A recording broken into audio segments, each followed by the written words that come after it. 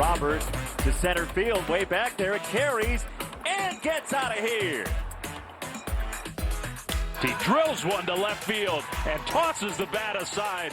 My goodness, where will it land? Way up and out of here. Robert a drive, deep left field, and it is gone. That was cannon fire. Robert just massacres this ball. There is no chance it is gone. Robert in the air, left field. Gordon back at the track. It is over. The Sox are in first place. Luis Robert sends them there. Robert Jr. high in the air. Deep it goes to left. It is gone. Luis Robert Jr. The return of La Pantera. But there's a ball that's hit hard. In the air to right field, and it is gone. Luis Robert Jr., career home run number 100. Congratulations, La Pantera. Welcome into the Chicago Lead presented by Wind Creek Casino, Chicago Southland. Find your winning moment. I'm Brooke Fletcher. That's David Haugh. And I'm sure you can tell by the intro, we're talking a lot of White Sox here today. So, of course, Connor McKnight is joining the show. Chuck Garfien, we're going to check in with him. And also Clay Harbor. We're going to talk some Bears. We heard from Ryan Poles and Ben Johnson from Halas Hall today. But first off, guys, how we doing? Got a little field check here. Yeah, fantastic. La Pantera, man, we were showing all of the highlights, and it was not a matter of if, but when we were maybe going to see Luis Robert Jr. make his exit from the South Side here, and the White Sox found a deal that they liked, you guys. They made a trade with the Mets. We got Luisangel Acuña and also prospect Truman Pauley in exchange here. But first off, I just kind of want to get your reactions. I think you felt a sense of disappointment overall because Luis Robert Jr. has enormous talent and is going to be realizing that potential elsewhere. But this was inevitable. So I think after that, you had a sense of satisfaction that �crice Getz is on the right track because Luis Robert Jr. really didn't fit the timeline with some of these other core players. His time has passed. That window has shut. He was so much about the old plan. The new plan really didn't have room for him. And with that salary, this is why they picked up that option. So they could trade it. And the Mets, they missed on Kyle Tucker. They missed on Cody Bellinger. They got Luis Robert Jr. Yeah, the timeline makes some sense here, right, guys? The fact that Tucker signs, the fact that Bellinger has now signed with the Yankees, the Mets are looking to kind of bolster their defensive options in center field, which Robert can certainly do for them. I think looking back at Robert's career with the White Sox here, too, such a promising young player and so much talent, right? It'll be really interesting to see how he mixes into this Mets lineup, what kind of production he can provide in a lineup that's a lot deeper than maybe any of them that he's batted in since 2021.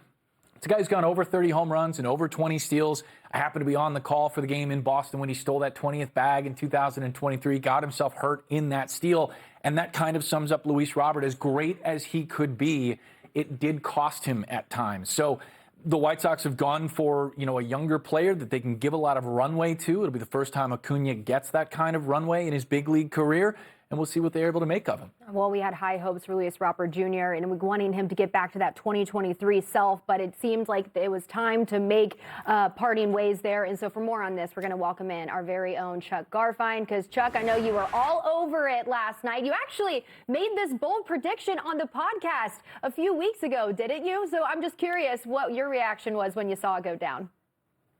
Yeah, so we started the offseason making predictions, and my bold prediction for the White Sox was that they were going to trade Luis Robert Jr. before the season started because everyone was like, wait, they picked up the $20 million option. Who's going to want that? Well, they found a taker. The center field market was very limited, and if you want someone at a baseline who can play great defense, that was Luis Robert Jr., and there's always the upside. But can he stay healthy? We'll never know what's going to happen this year. We will eventually find out if he stay healthy. He's only had one good year where he's been great on the field and he's stayed on the field.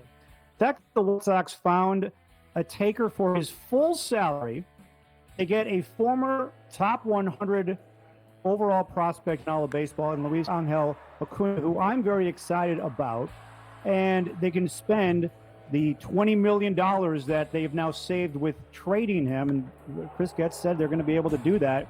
This makes it a great trade for the Sox because the way I look at it is you're trading Luis Robert Jr. with 1 year left on his contract. You get Acuña, you get a pitcher, and then whatever else they do with that $20 million. So I wouldn't grade this trade yet. Let's see how it all plays out, but I like how it starts. It's not finished to some degree as we speak here today. Yeah, Chuck, you mentioned that Chris Getz, it offers him some flexibility there. And here's what he had to say about the plan that he has in place now with some extra cash to spend.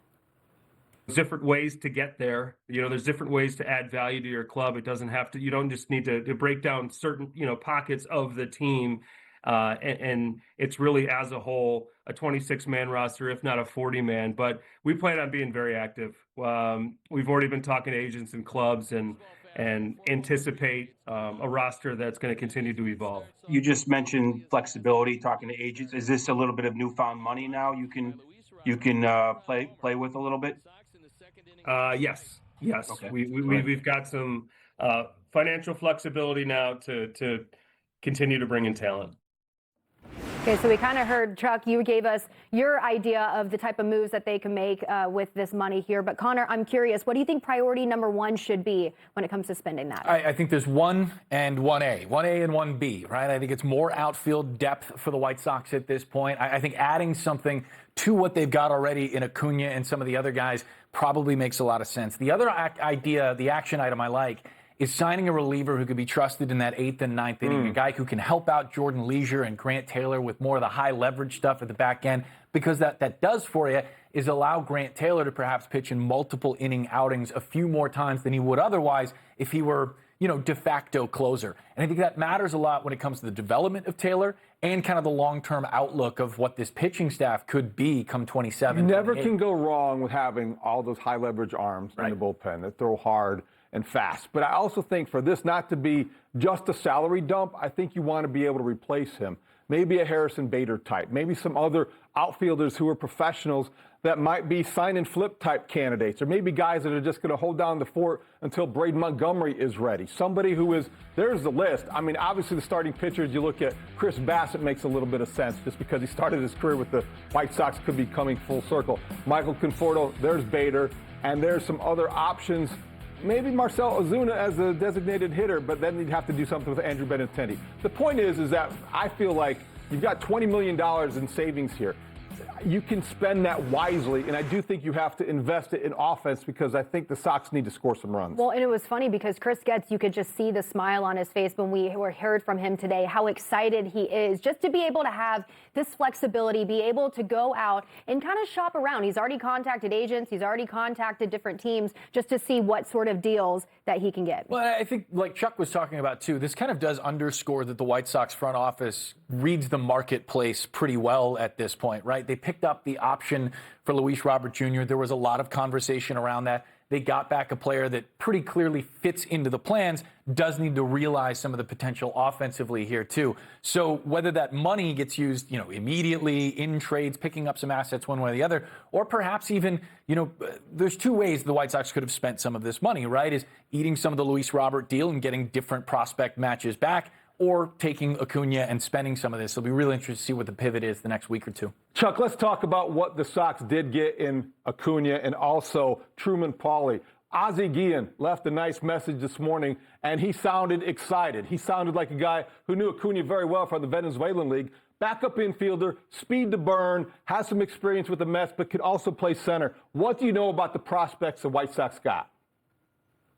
So at the trade deadline, when there were some rumors that the Mets might be interested in Luis Robert Jr., Ozzie was telling me about Luisangel Acuña, telling me he'd be one of the best players on the team right now.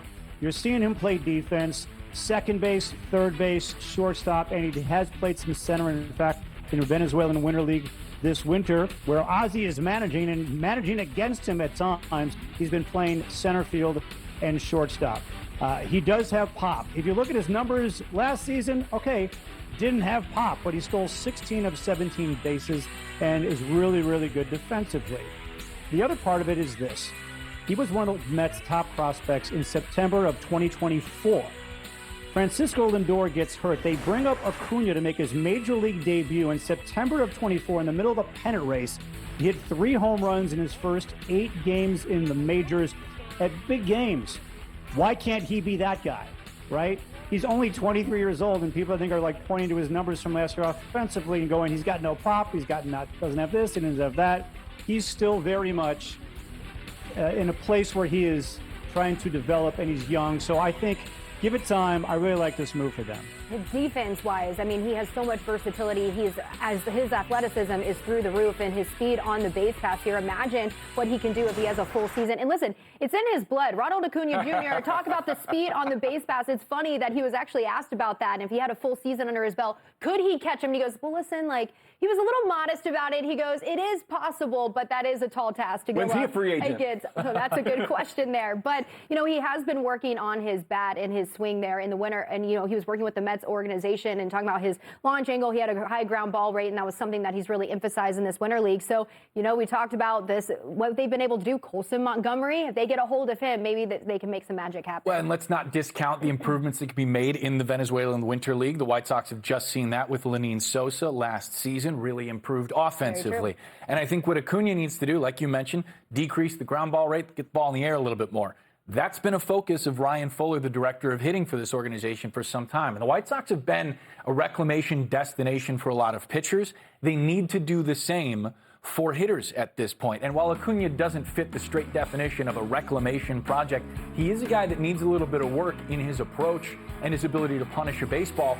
Fuller's next task may well be Acuña and seeing whether or not they can get a lot more production out of a guy that can play a lot of spots on the diamond. He does have a game where he hit 4 home runs. So that many guys have hit 4 home runs in a game, no matter the league, this was just last month. So promising.